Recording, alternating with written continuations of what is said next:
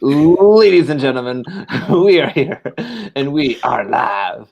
I'm currently waiting in the mail for Super Mario 3D All-Stars. Really looking forward to playing Mario Sunshine for the first time in 18 years. But first, we have our podcast about Survivor BC Season 5. The latest episode that just came out. As you can kind of see from this, we should have brought in Tyler like after a few seconds, but I mean, everyone's going to see it anyways. Like with music, dun da da da da da da. Like people like just listen to this. Like, is this an audible kind of podcast? Yeah, it's a podcast and a live stream. We do both here. Oh, really? Some people do transcribe, so they'll only see like my name. Let the records state. Yeah. We have our assistant transcribing all the episodes by hand, so it's good. I am joined today, as always, as is tradition on the Survivor BC recap podcast, the 2-episode tradition. I am joined by Hannah. Hannah, how are you today? I am doing great for many reasons. One reason being that Tyler is here today because, spoiler alert, he got voted out. So doing great. And that brings us to the franchise himself, the person most associated with the Survivor BC brand, the person who was taken from us far too soon in the last episode of Survivor BC, the winner of Survivor BC 3, and the 9th place finisher, second member of the jury, Survivor BC 5, Mr. Tyler Kakuno. Kakuno, woo! Yeah, everyone cheer, boo, turn us off, do whatever you want. So you've done a bunch of these already for season 7, which you are a returnee on, and there's live recordings of that. Apparently, you're good for ratings. I hear you're very controversial, and so people tune in more for episodes that you appear on. Let's see what I'm going to say.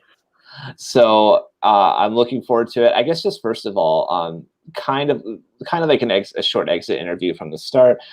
Just your reaction to seeing yourself getting voted out for the first time, reliving that. It's been a couple of years now. Just like the raw impression that you had watching the episode and watching your own demise.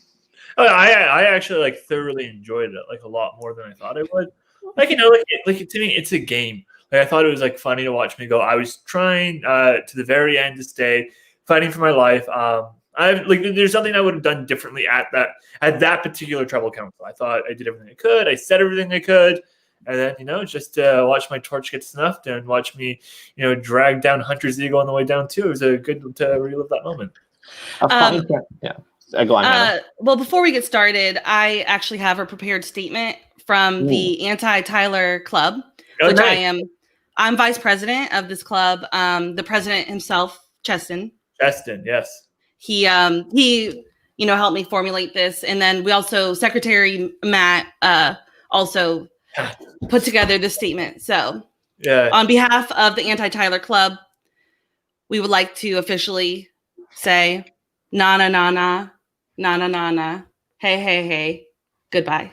Yeah, well, I love that. I guess you got that from Rob's sister Nino, who's also probably a member of the Anti-Tyler Kakuno Club. Oh, he could be our treasurer. We're looking for a treasurer right now. So 100%. Are you gonna find that clip of Rob ripping into Tyler in the sequester? Yeah, Matt was a part of the statement. I thought it was going to be a bit longer because Matt said that he wrote a 300-page book on how to play Survivor before he played season 7. So I thought, this guy is quite the writer. It's still being processed right now. We have some few editing we need to get through, find a producer of it, but it'll be out there. Chapter 3 being why Tyler is the worst. Why? Okay, that's good. So it's more of a novel than a manifesto. It's the press release for the novel, the upcoming collaboration. Wait, hold on. Before we get into this, slightly off topic. Matt wrote what is this? Matt wrote a 300-page book. Back to what that was. Yeah. He was saying in his intro, he's I was going to play Survivor, and I decided to rewatch all the seasons. I wrote a 300-page book, how to play. Then I got out there, and I didn't follow any of it. But I added that part. Okay, I cannot wait to see this. Yeah, I want to see this book. I don't know if this book actually exists. That is insane. Don't we all go into our first game thinking oh, I know what to do. All those people on TV are idiots. Watch me do amazing. Yeah, that's right. I still think that. Oh, yeah. No surprise. So Yeah. I guess that's a good what you were saying earlier, it's a good transition into, you rip into Hunter at that tribal council. Hunter gives a very diplomatic answer about how, everyone's a threat in their own way. And you describe it as, quote, a weak answer from a weak person, unquote. You and Hunter seem to go at it there. There's a back and forth. I guess what was the thought process behind that? Were you personally mad at Hunter? I feel like the episode slightly underexplained that, or is that more just like a plea to stay in the game, kind of? So it wasn't I wasn't actually that frustrated with Hunter, but from what I felt was that there's no leeway for me to get Hunter to flip over my side. He explicitly said countless times that he wants to flip, but he wants me gone first. He wanted to work with Regan. He was interested in working with Nolan. It was just me he wanted gone. So I thought, well, I have to go at this from another avenue. And what you didn't see is I actually talked with Kirk a lot and Cole. And my pitch to Kirk I was like, look, dude, you're clearly like the head honcho in this game. These losers are going to take you out near the end of the game. Like you're the quintessential, just before the final three, like fourth, fifth, sixth kind of boot. So you need to work with me because that will take the target off you near the end. So I was trying to push forward the idea that Hunter was weak. Hunter's going to make an emotional move that will destroy your game because Kirk's a very logical person. He likes to know where people are going to be. And I said, Hunter can crack at any second, which could hurt you.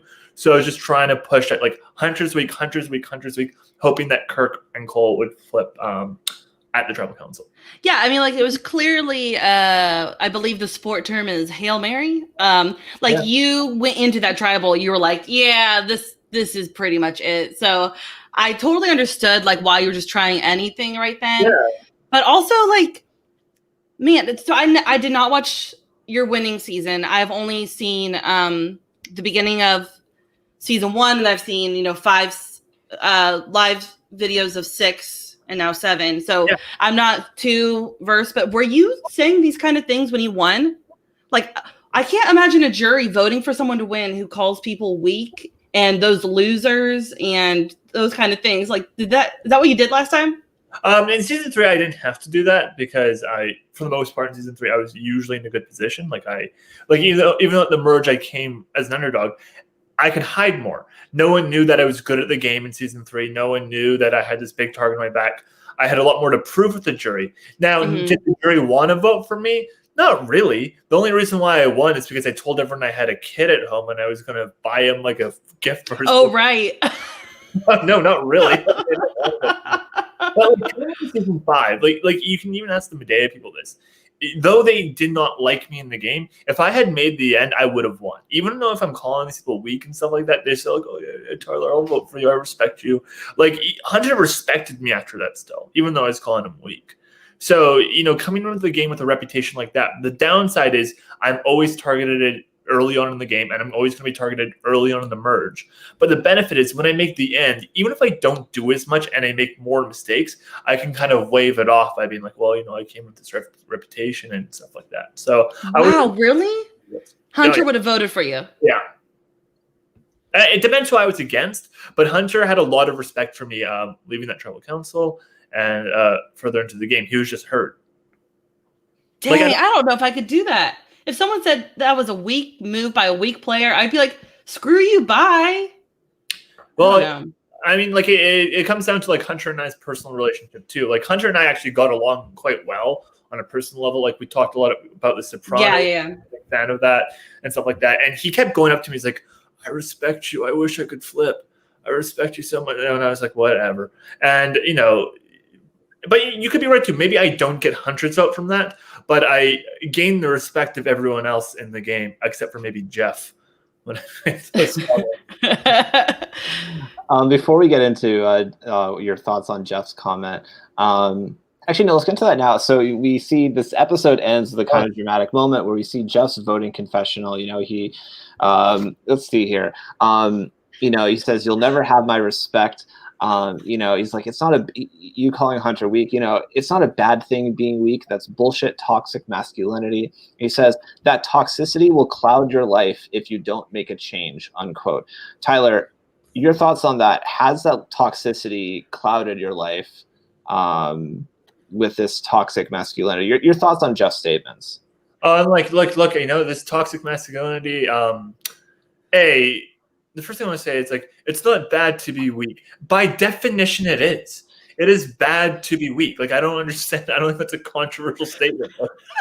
Like, that's so stupid. Wait, question. Did you know that this was coming? Had Jeff given you a heads up that he had a voting confessional like this? Like, were you totally shocked? I heard after. So all I heard was that Jeff said, "Tyler, you're the definition of toxic masculinity." I didn't know he had this big spiel before the actual voting confessional. A monologue that brought tears to my eyes. I know. I mean, do you agree, guys, though, that it's good to be weak? Like that's something that someone should strive for. There's something wrong with being weak. I think that weak is. I think in this game you would equate it with under the radar. That's 100% not what I would do. I was saying that he had a weak character. I didn't say that he was weak at the game. Like, right? So, like, I don't know why that's a good thing. Like, oh, wait. What? A weak character. Like it's absurd.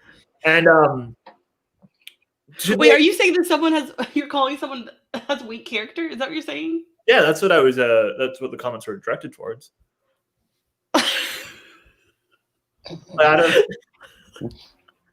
Okay, so then Jeff is saying in his confession, sorry, I'm hashing this out. So Jeff is saying in his confessional, it's okay to be of weak character. I have no idea how Jeff interpreted that. Like I don't have Jeff's brain, and so that's good. But that's okay. I don't know what he was thinking of that. Jeff, we have membership open for the Anti-Tyler Club. You are welcome to apply. Yeah, if I had to guess what Jeff was thinking, I think people perceived me saying, "Oh, Hunter's weak because Hunter cried," and that's not the case. I don't think that crying makes you weak per se. I think crying over a game. The last 5 days because I want immunity. I think that's a bit weak.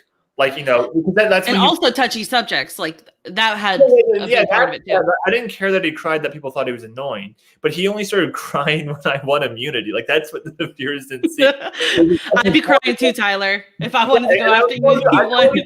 I'd call you weak too then. Like, if you're crying if you're winning immunity, like sure. There's just a bunch of things, but I think it was interpreted that I said if you're crying, you're weak. I think there's many valid reasons to crying. A loss of a loved one, relationships, like even stress. Sometimes I could be. This Is Us episodes. Yeah, I haven't seen that show, but I can understand that. Some people get sad when dogs die. I don't really understand that, but I'd be sympathetic towards that too. But, wow, you're just getting the haters right now. But crying over Survivor BC because Tyler Kakuno won immunity, that is not something I think is a valid reason to cry over. I don't make fun of someone for doing that. And like everyone has their own litmus of when it's appropriate to cry, right? Like you can't just cry whenever and think, oh, it's totally fine. Like there's inappropriate ways to react with emotion. Okay, so in Tribal Council, I interpreted it like you were calling it a weak move by a weak player. Do I have that right? That's what the words were? That's a good answer. A weak answer from a weak player. Yeah. So when you're calling him a weak player, you are just like going to the gut of him. You're like, you are a weak dude. I thought you were talking about the game. No. He said a weak person. A weak person. Okay. Yeah. Sorry, I did not transcribe this whole episode. So wow. And he still would have voted for you. I think that so. Like, I don't think I got his vote over like Regan or something like that. But I think there's quite a few people in the game that you would vote for me over, right? Yeah. Like, so it's a part of the good thing about like being this aggressive, I guess, quote unquote, dick in the game is that when you make the end, a lot of times the only people who they're more mad at are the people who tolerated the behavior, people who would bring me along. Where it's like I've been clear of who I am in the game since day one. I'm very open about it. I don't hide it. So people are like, oh, you're mean to my face. I respect you, which I think that's a weird philosophy too. But that tends to what happened. Like, I feel like if you and Regan made it to the end together, there'd be a classic, are you going to vote for the more likable person or the person who was like dominating the game? So I'll actually let Devon answer this vote. Like maybe he has some more insight on this. I'm actually very, very likable in the game. People really do enjoy being alive. Yeah, I mean that's what we saw your last season that we just watched on Facebook Live. Like I was just amazed of it. So yeah, and same with season 5. Taylor didn't like me, but and that's because we had like our own prior problems with our relationship. But everyone on my tribe wanted to work with me. Everyone liked me having me around. Like I was a fun on the tribe. And I think part of the reason why the merge stuck for me is I didn't get a chance to spend overnight with the Medea tribe. It was literally, we had the feast, got to know each other, challenge, tribal council, right to a council again. If I had that night with them, I don't know if things would have changed, but I think it definitely would have helped. And in season 3, I know the viewers don't get this. I'm very likable in person. People want to work with me in the game. They want to see me succeed. It's just like, it's the game. I guess. No, it's because you just missed them. Like, you're not really a likable person. You just you manipulate them. I asked Devon, man. I would say, like, I think the thing about Tyler is I think Tyler is likable in games, certainly. And I would say personally, like, even outside, I consider Tyler a friend. I think the big thing is that in these games, people are very, like, reserved and trying to be, like, calculating about what they say. And Tyler just doesn't have a filter. Tyler is, really open. He's confident. He's not, like, afraid of, like, being judged by other people. He just says what's on his mind and he's opinionated about it. And he's, like, quick on his feet. And I think that those are, like, the elements of charisma. And I think it makes Tyler a refreshing presence, as weird as it sounds, on a tribe and in games. In the season I played, Tyler was on production and all that. I think that's part of, like, the magic in terms of, like, how Tyler gets farther than you think he should get in games. I think part of it was also, and especially now that you have this big target on yourself from winning season 3 and going into this season, and it was also a storyline in 7, BC 7. I feel like people are interested in keeping you around because you're going to be such a big presence and a big target. And this, I guess, ties back to your original tribe. And, Regan, Suzette, and then eventually Nolan and Cole work with you. I guess just for starters, like, what was your end game plan? Like, let's say that Cheston does go at that tribal council. Like, how did you see the game playing out? And no spoiler. I'm trying to keep it spoiler free. Yeah, so from my perception in the game, I felt that Regan was never going to vote me out of that game.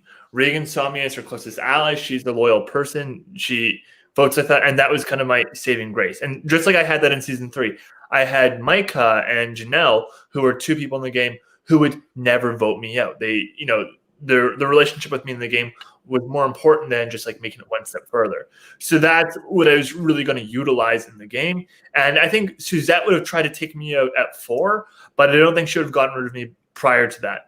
So as long as I had got myself at 4 with Regan, I knew at the very least I'd be in a tie situation. But it was going to be round by round. I think Cole would have tried to do something in mid-merge potentially against me. I'd have to keep Nolan in check. I know Nolan always talked about his aspirations were to get rid of Regan at some point because he knew how close Regan was to me, but he still wanted to be with me. So I just, it's hard to say. My end game plan was to have Regan there because she was never going to vote me out. So that's what yeah. And I guess based on that also, so we see this merge vote and, like, we see Cole and Nolan, on the swap tribe, Cole and Nolan, you have this, like, it's kind of this contentious thing where, like, they're, like, trying to stay alive and potentially voting against, like, either you, Regan, or Suzette. But then at the merge, Cole and Nolan ultimately do side with you and vote with you along with Regan and Suzette. Talk about how that relationship developed and how you were able to bring them into the fold. Yeah, so, like, basically right when the swap happened, Cole eagerly wanted to flip. He whispered to me to vote Sam at the first tribal council, and then I called him out at tribal council for doing that. I don't think that was but instantly with Cole and Nolan, we talked very early in the morning. We talked for hours. How I was like, look, you guys, we're going to be a final 3. I trust you guys. I feel like you guys are capable players. You can read through the tribe more. So we're going to work together. I really sold them the idea that I would go to the end with them, and I really wanted to work with them, and that they were just as much a part of the group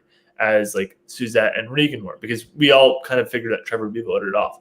So I just made them feel, like, really included in the plans and really included at the top, right? Where I feel like Cole and Nolan on the other tribe, they weren't included in the top of the plan. So I made sure they felt like they were totally good. They were totally safe. And, I think I just make camp a really welcoming environment. I'm very inclusive. I believe in all of those things, safe spaces for the contestants where you don't have to worry about idols or strategy. You just come chill at Camp Tyler Kakuno and we'll have a good time. Like, I think Ken and I would actually be fantastic allies. We could play on the tarp all day. We could eat some snacks, eat a little bit of extra food, right? Who cares? It'll be between us, and we'll have a great time. It ain't gonna work, Tyler Kakuno. Well, that's a lot. A lot of people have said that to me in a lot of games. I know. Yeah, I would have been like this last season with Stevie, like just watching you and Stevie. It's like, man, it happens. Speaking of, so like with Cole and Nolan, like they were like totally on your side this last vote, but then Cole voted for you. Oh yeah, I was so pissed at Cole. Yeah, I'm still mad at Cole for that. Yeah, Cole, that's just Cole's first game.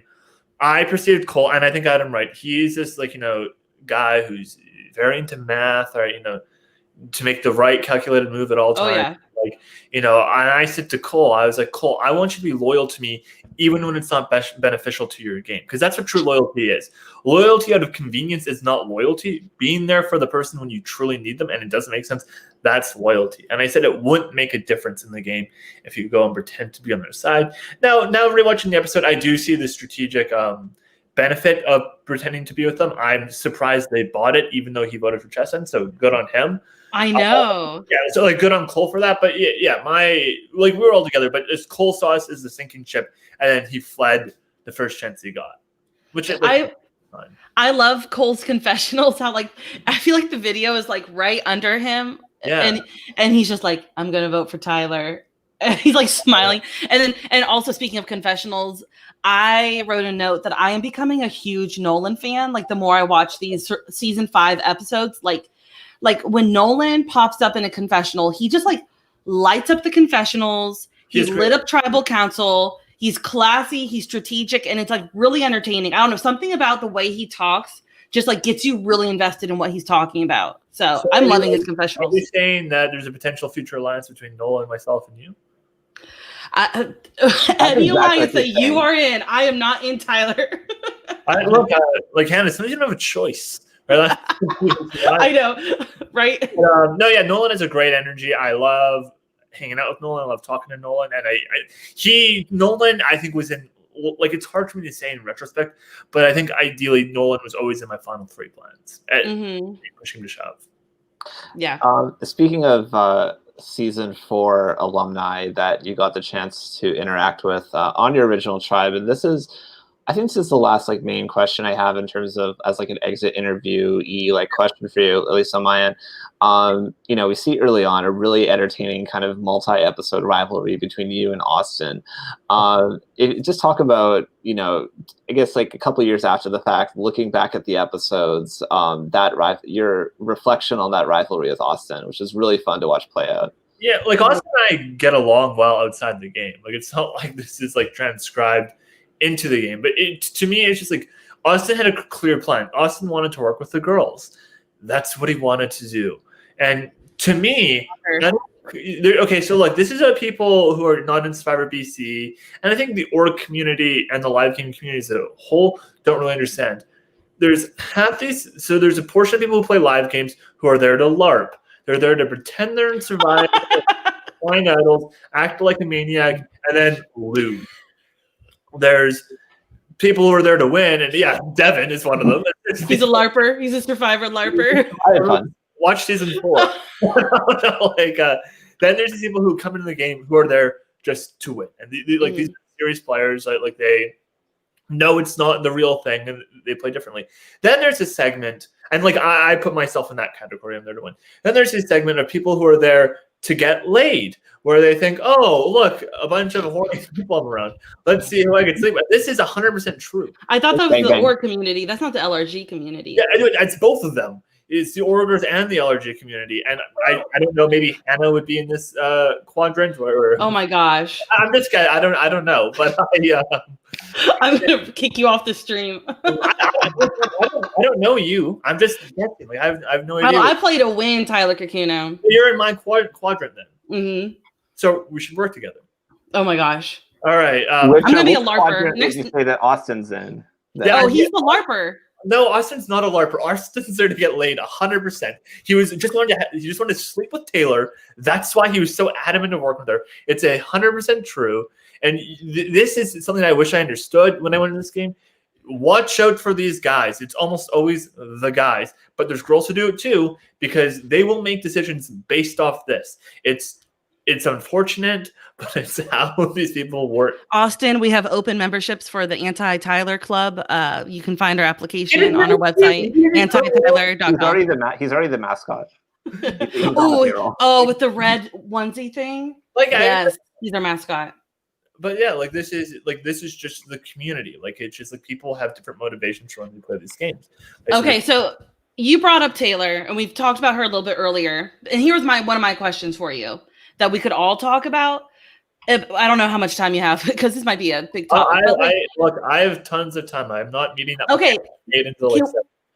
Can we talk about like crossing the line in Survivor? Because I think that for me personally, this last tribal council where you're talking about someone being a weak person, weak move, weak player, whatever, for me would be crossing the line, but I understand it from like a game move. Like if it does end up working for you, like do it. But I think that I don't think I would never degrade someone. And then also the episode 1 with Taylor, like I hated that the between you and Taylor. Like, do you feel like you crossed the line at all? Specifically, what in episode 1 do you think I crossed the line with Taylor? Well, okay. Now this being said, like that came out months ago, right? Like, I don't know. I have not gone back to rewatch it, but what I remember from the I remember like she's talking about like past instances of bullying. Maybe did she use that? I don't know if she used that word, but I just remember watching that tribal council and being like, "Oh, that was awful." But I don't remember. I don't have specifics though. But we could talk about in general of crossing the line. We'll touch it. We'll touch the specifics too because I think it's important. I think so. It's true. Years and years before season 5, so this is when I'm like 15 years old, 16. There was an instance where I made fun of Taylor for her weight, right? Which I completely apologize for. I am sorry again, right? If anyone's know, I don't think you should mock people's weight in for any reason. And that's what she was referencing. She was referencing we've had this like disagreement, and like one time when I did that 5 or 6 years ago. At no point in season 5 did I ever make fun of her weight, make fun of how she looked. But she has that trigger, like exactly, which is understandable. But like, what am I supposed to do in that situation? Someone's triggered for me for 5 or 6 years ago. I still have to survive in the game. Like I'm not going to use that against them. Like Taylor wasn't my original target. Like Taylor came after me first too, and I, not that it matters, but I mean, I think so. I'll interject here for a bit. I think that, like, it's like, I think that Taylor went in like acknowledging the possibility that like you were different, that you had a different attitude towards her. Like I think she threw out other names besides you at times and all that. But I think that it just kind of like the way that sides broke down, it just became I guess it's like I don't blame Taylor for like not wanting to mend that fence. That's her right to just be like, fuck this guy. He was a jerk to me a few years ago.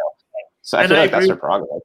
Taylor had every right to go after me first in the game. Like I didn't like hold anything personally against that I don't know if my voting confessional to her was actually quite classy. It said like, look, whatever happens. Like, I wish you nothing but the best. Right, like I wasn't there to be malicious against Taylor. But now look to the more interesting question: crossing the line in the game. Yeah, so I think. Where's your line, Tyler? So I don't know. I think it's so fascinating to me because the reason why you probably say, Tyler, you shouldn't degrade people in the game. You shouldn't call them weak, even if it means success in the game, because that's usually what it comes down to. I'm only doing that so I could be successful, right? I don't want to degrade someone for the sake of degrading someone. But no matter what, it causes them harm, right? Like it hurts their self-esteem, it hurts their feelings. I think we can all agree on this. Right. But on the other hand is too, right? This is true.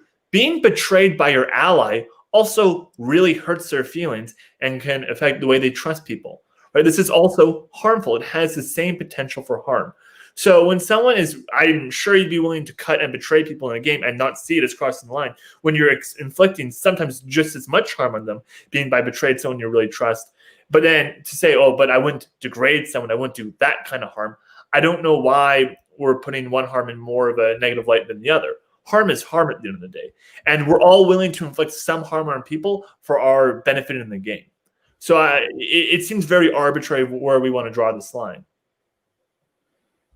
I mean, I feel like, okay, so I agree in a sense. Like, I think people that are very moralistic about like how to cross the line in the game often don't acknowledge that like the game itself is like a pretty messed up experiment, and that like getting voted out of a game, like having people that you think you trust like turn on you and you see your name on the parchment, it's like it's a pretty shitty experience. Like a lot of people that are on these reality competition shows are like pretty effed up after the fact. Like a lot of them like spend time with like therapists and stuff. Like psychologically, it's a pretty, messed up thing to begin with. We're so close to these people in these live games too. So like the betrayal's real. Yeah, I think that obviously like. I think there is room to judge. Like I think like people unnecessarily harming each other, both like obviously physically, but like in terms of like the words said about people, if it's like totally unnecessary, if it serves some like crucial game function, I could see it being more acceptable. But obviously, just like flippant, hurtful comments for no reason, I feel like there's room to judge that, even though there's also harm. Like I don't think it's like an open license to just like harm people as much as possible. Yeah, I agree, and like that's why I said earlier. The reason why I was calling Hunter and Weak and stuff like that was to show he's going to break down and to get Kurt to say, I can't work with someone like this. Tyler's right. Like this person's too weak for my game. Right. So, like there is a strategic benefit for me in doing that. And I agree with Devon. You shouldn't do it for the sake of it. Like I shouldn't just like start berating Jeff, calling him a loser, pathetic, awful for no reason. There's no reason. You would never say those things. I would never say those things. Yeah. Especially on a live stream. I know, right? Hypothetically, if I was going to call Jeff a short, pathetic loser, no, I'm kidding. Jeff, our membership applications are open. But no. Yeah. But then, in my opinion, which I've already voiced, is that you're like killing a jury vote in the process. But you're saying that maybe you didn't. But like, I also it's like the Russell Hantz situation, just like.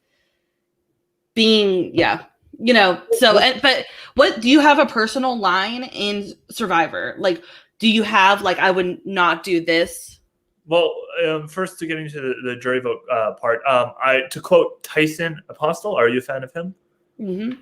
Remember when he bullied Sierra and the token sheets and said, yeah, I may lose Sierra votes, but I'm going to gain everyone else's. Everyone hated Hunter. I may lose his vote, but I'm going to gain everyone else's by doing Oh, gosh. So do I have a personal line in Survivor? So I think this is like, and I've talked about this at length, people. I think this is a huge, big philosophical question. Like, what would I be willing to do? Okay, so you know how like we kind of like the gamer Survivor. So I don't know. Am I taking this like way off track, Devon? Okay. Okay, good. I'm just like, just a Friday night, just talking about Survivor. Okay, so like, I feel like gamers, we have the ideal of lie, cheat, and steal, do whatever it takes, right? So let's I'll pose this: like, what if you were in a blindfold competition and you could see, like, if you had to do like a puzzle and you could see, would you tell someone or would you continue cheating? What a moron! Like I would 100% cheat, especially if there's money on the line. Screw that! I'm there to win.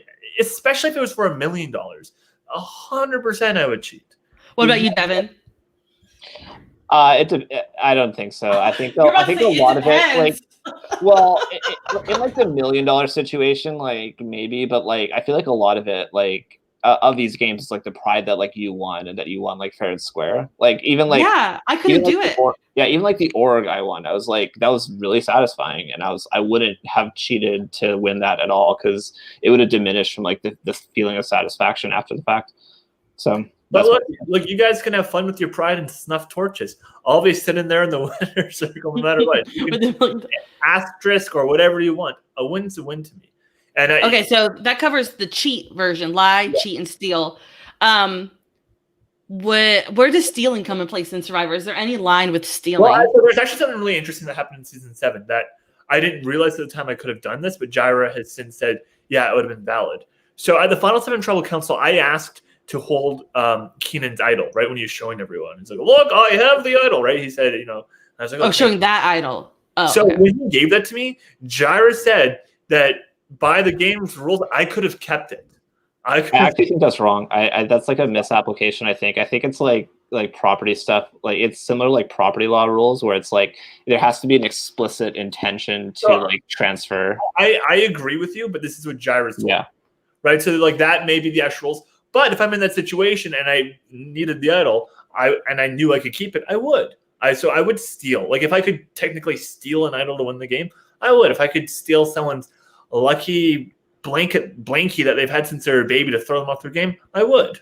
Yeah, I would too. I mean, I'd say that I think the most interesting question that I feel like this has been building up to, if we're gonna like, do it.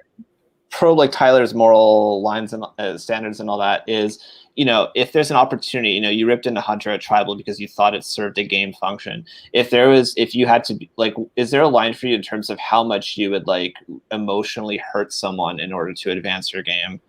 And does that like depend on the prize? Are there standards of like, if you know that like your biggest competition in the game has like gets really triggered about something, like a way to like insult them that would really just make them check out of the game psychologically, is that something that you do to win?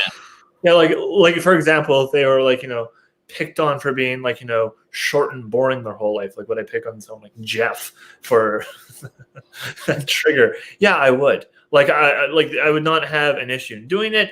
I would use whatever trigger I could to further myself in the game.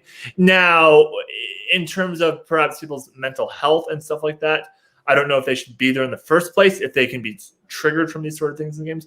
But if I could get away with it, I would do it. So for you, isn't triggering someone their mental health? So no, I mean triggering like an actual like PTSD or like serious trauma. But I'm saying like someone just like it's really like like disgruntled when you like make fun of their shirt, let's say, like for reasons, I'll do that. But if someone like is on the show with like actual PTSD, my thing is they should not be there in the first place if their PTSD can be triggered to where that they could have their game fall down.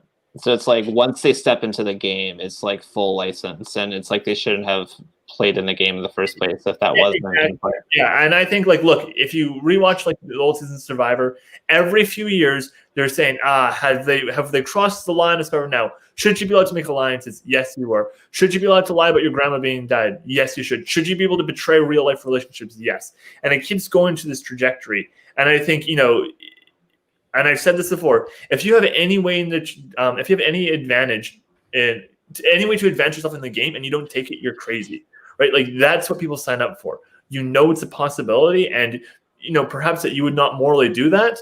That's fine. I'm willing to do that, and that's maybe why I might get a bit further. What if someone started crying while you're making fun of them? Would you stop?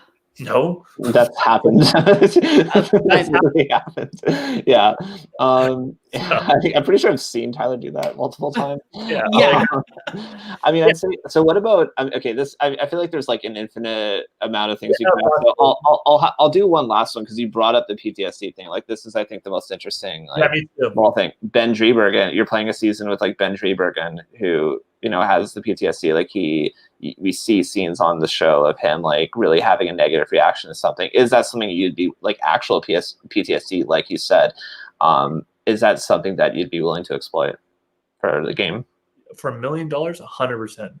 Like, there's no doubt in my mind that I would do that. It's $1 million.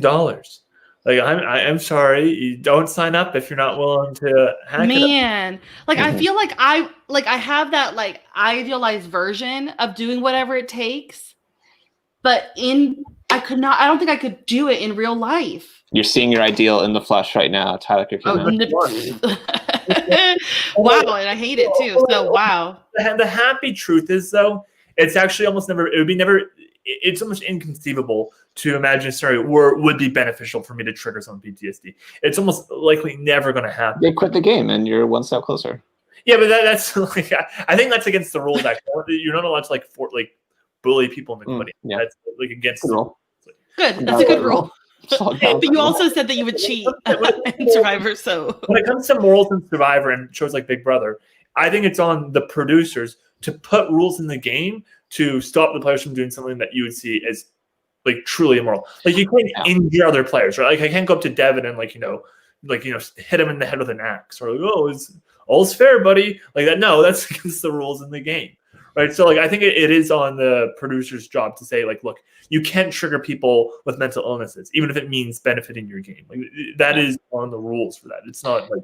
And I think that's a good. I think it's a good, like way to like wrap this sort of like discussion up, because I think that's a really good point in that like the producers of a game like have to have those rules in place and all that, because when you're in the game, you're really intense into the game. I feel like it's very easy for people that are viewing, whether the actual show or a fan made show, to sort of underestimate the psychological stress you're under. I feel like every game I've played, I've like looked at myself and been like, man, like I don't recognize this person. Like in terms of the things I've like, both on like my live season of like being like really tired and hungry the whole time, or just like this, even the stress of an org that you're just like really invested in for like a month and all that. Yeah, and the interesting thing I want to add to that, where it's like, where is my line?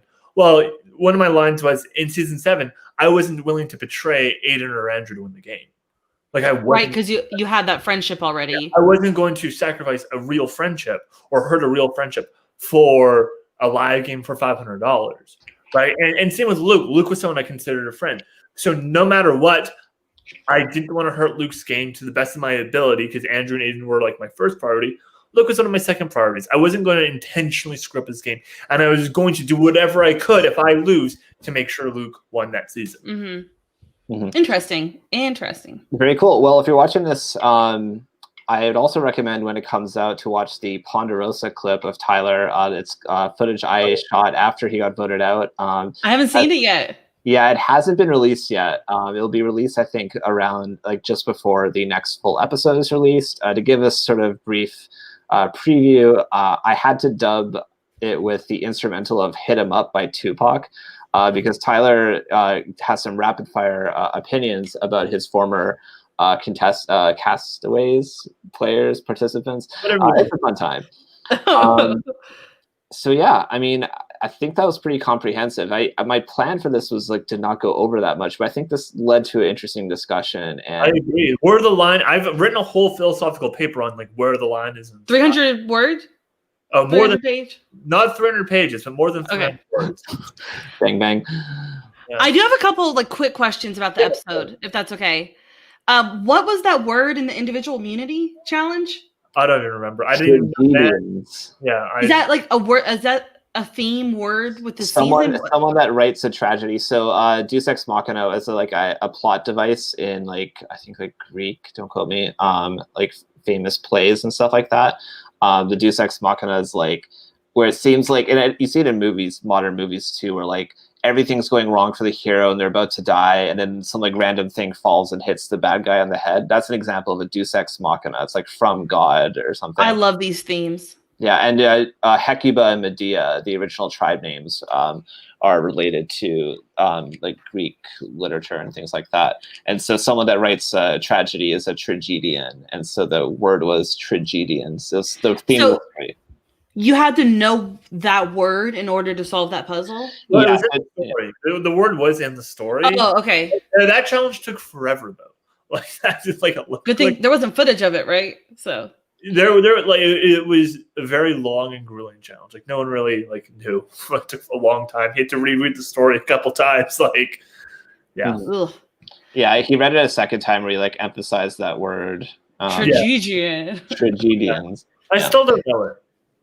My other question was about like when I missed, or I don't remember because it's just this quarantine feels like it's taken 5 years. But when did we get the reveal that there was a super idol hidden?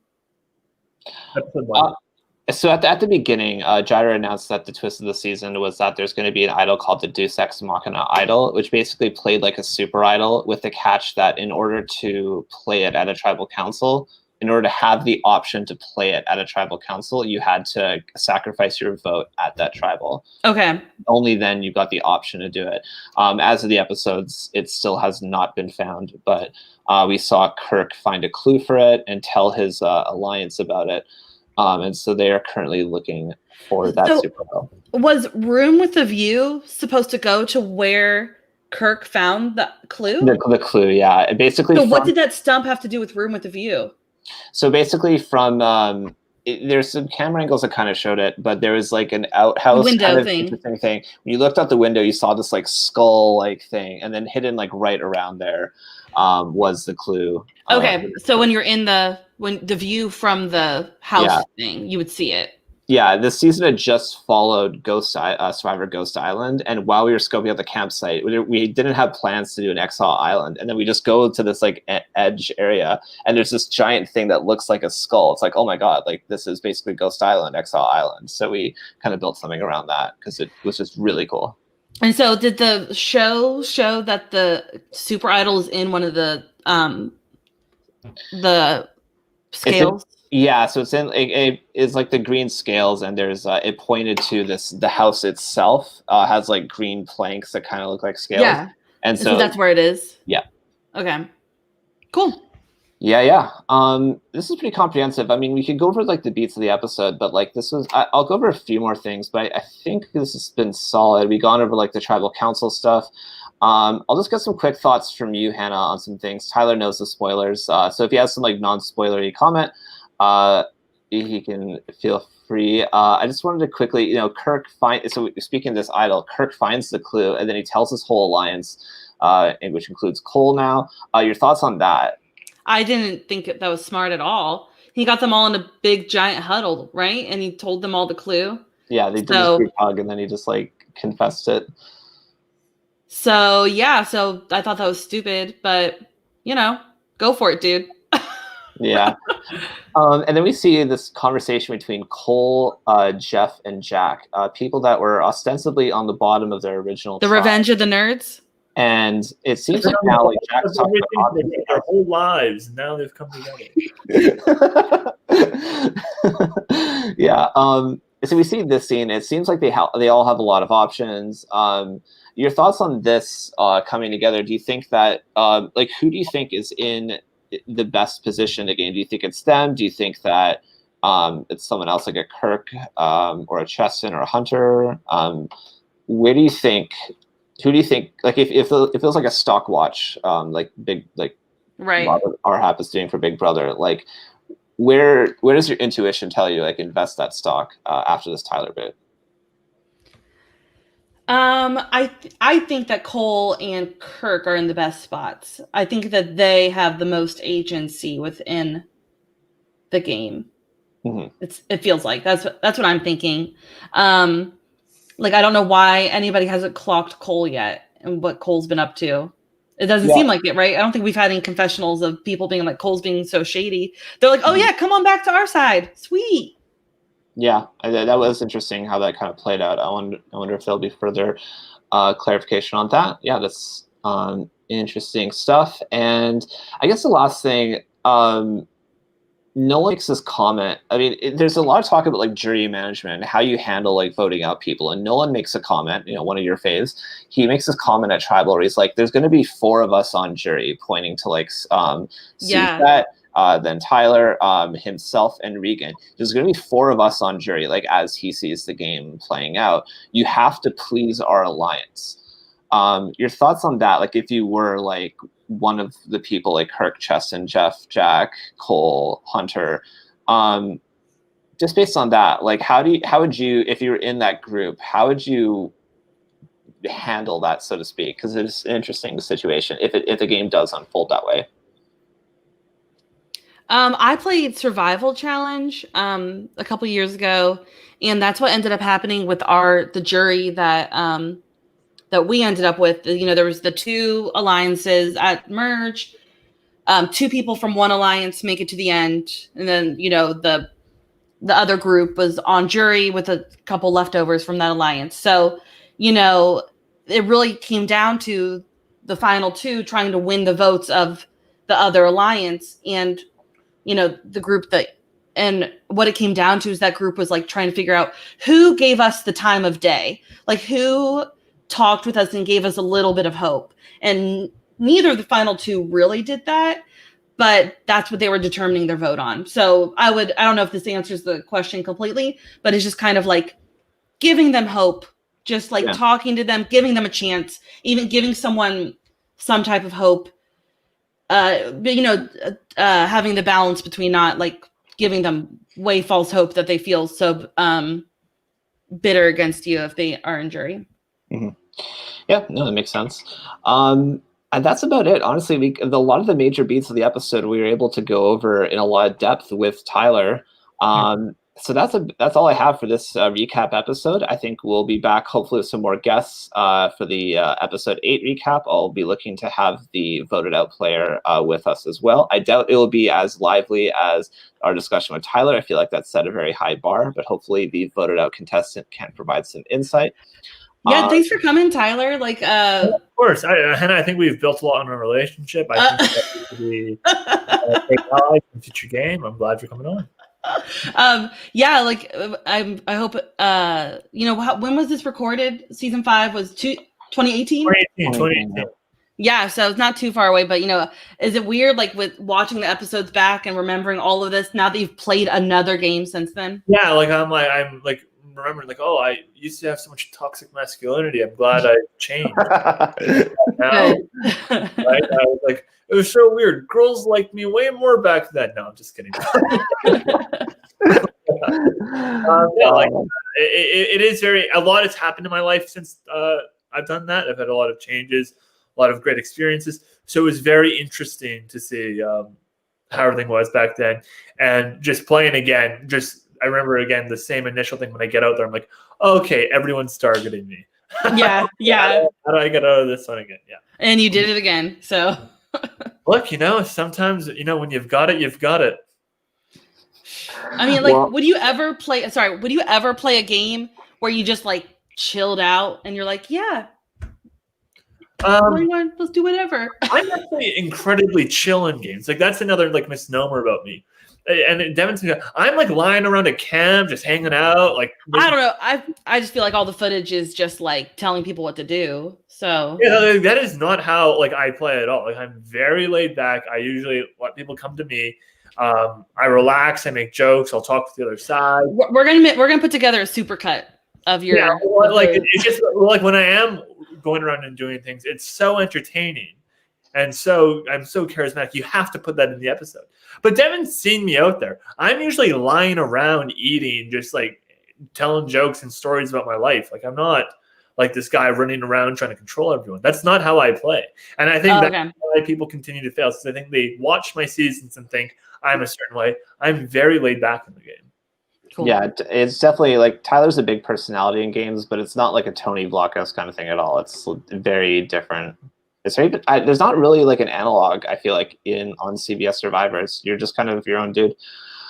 Cool. I think this is good. This is comprehensive. I guess, yeah, signing off for Hannah, our wonderful cooperative guest, Tyler, who has been here, even though like the fan club against him, the anti-Tyler club, is growing in numbers every day. Yeah, this is great. This is Devon signing off for the Survivor BC recap. Deus Ex Machina. Thank you, guys. All right.